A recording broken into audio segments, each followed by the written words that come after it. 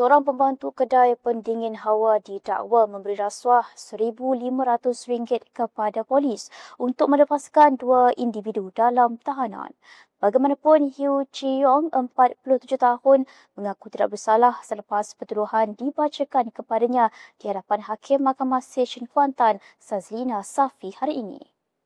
Mengikut pertuduhan, dia didakwa cuba menyogok anggota polis Diraja Malaysia PDRM dari Ibu Pejabat Polis Daerah IPD Kuantan sebagai dorongan untuk melepaskan dua tahanan yang disiasat di bawah Seksyen 427 Kanun Keseksaan. Kesalahan itu didakwa berlaku di hadapan lokap berpusat Indrama Kota kira-kira jam 3.10 petang pada 6 Mei lalu. Pendakwaan dibuat mengikut Seksyen 17-B Akta SPRM 2009 dan boleh dihukum di bawah Seksyen 24-1 Akta sama yang memperuntukkan hukuman penjara maksimum 20 tahun dan denda tidak kurang 5 kali ganda nilai suapan atau RM10,000 mengikut mana lebih tinggi.